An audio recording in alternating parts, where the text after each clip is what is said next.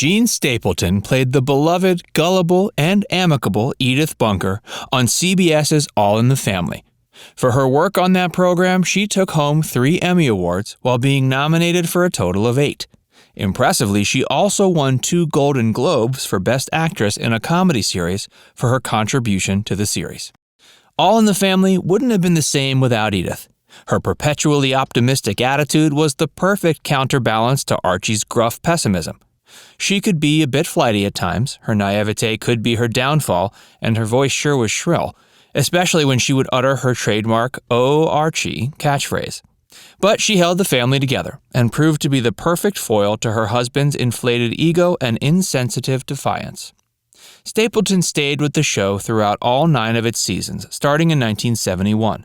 When All in the Family finally wrapped up in 1979, she continued her role in the spin-off series Archie Bunker's Place, but was killed off the show after only 5 episodes, leaving many fans to wonder what happened.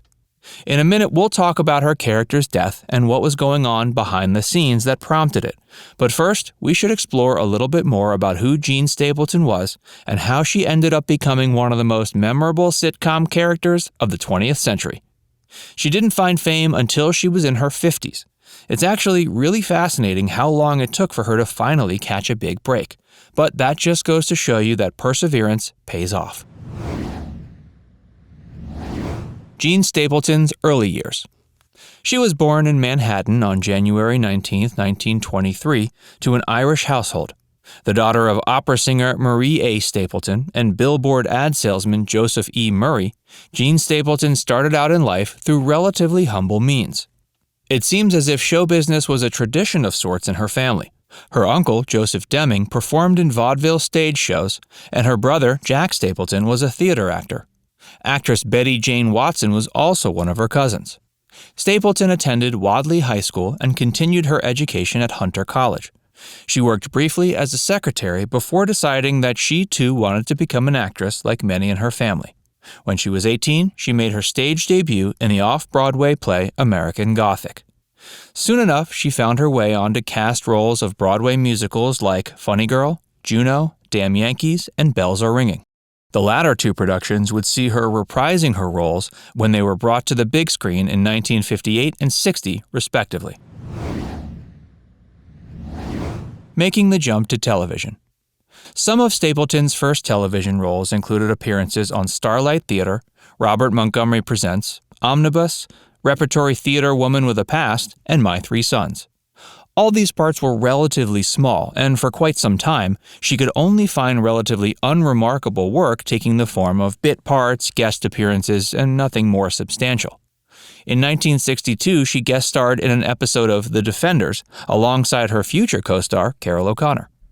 For the next several years, she appeared on another handful of TV series like Dennis the Menace, The Jackie Gleason Show, Car 54 Where Are You?, and in 4 films such as Something Wild, Up the Down Staircase, Cold Turkey, and Clute.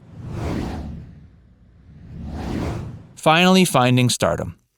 Even though Stapleton had been acting since she was a teenager, she didn't become well known until she joined the cast of All in the Family in 1971. Norman Lear, who's something of the godfather of sitcoms, had another hit on his hands, and American audiences couldn't get enough of it. For almost a decade, Stapleton finally had found what she wanted all along. That is, steady work and to have her talents recognized. The show was set in a middle-class neighborhood in Queens.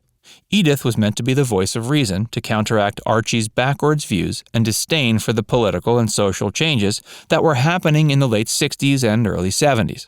She became one of the most important characters not only in All in the Family, but in all of Norman Lear's shows. Audiences adored her, despite her lack of sophistication and propensity for misspeaking. Even with her limited education and vernacular, she was able to cut through Archie's thick shell and get him to reconsider his short-sighted ways. As such, she inadvertently became a symbol of change, a voice for women's rights, and an advocate for progressive ideology. Many of the show's most timely moments came when her character was at the center of the stage. In many different ways, All in the Family explored issues never before seen on the TV screen. It pushed boundaries and opened up doors, and Edith was the perfect character to break down some of those walls that were well overdue for dismantling. For example, in Season 2, Edith went through menopause, and then in Season 8, she was nearly the victim of sexual assault. When Edith found a lump on her breast in the 1973 episode Edith's Christmas Story, women all across the country were moved to go have mammograms done. Yes, Edith may have actually saved a few lives. By the way, if you're digging this video so far, make sure you show us some support by tapping the like button and subscribing to our channel. And make sure you keep watching if you want to find out exactly why Jean Stapleton wanted to call it quits. Eventually, she wanted out. There's a certain kind of double-edged sword that comes with being a TV star on a popular program. On the one hand, you have a remarkably wide audience, and your work can be appreciated in living rooms all across the continent. But the flip side of the coin is the unfortunate reality where people begin to solely associate you with the character you play on screen. After being on a series for quite some time, you become completely typecast, and finding other work can be difficult. When All in the Family came to a close in 1979, and Archie Bunker's Place premiered in the fall of that year, she agreed to reprise her role. But she found out very quickly she really didn't want to keep playing the same character she had already spent almost a decade embodying. Stapleton knew that if she ever wanted to play any other role than Edith Bunker, she'd have to make an exit from that part before it was too late. So after filming 5 episodes of the series, she called up Norman and told him she wanted out. At first, after she told him her wishes, he was completely silent, speechless even. Then he replied reluctantly with something to the effect that saying yes to that request would be very difficult. Stapleton reminded him that Edith was only a fictional character and that it wasn't like she was actually going anywhere. He quickly replied, saying she wasn't fictional. To Lear, she was more than just a character in one of his shows. To him, she was family. Someone he had known and loved for 9 years. But despite this fact, he obliged Stapleton's request and agreed to kill her character off. The Washington Post did an interview with Stapleton shortly after the news broke that Edith was going to die. They asked her if she felt any sadness about the departure. She said she really didn't feel anything about it at all.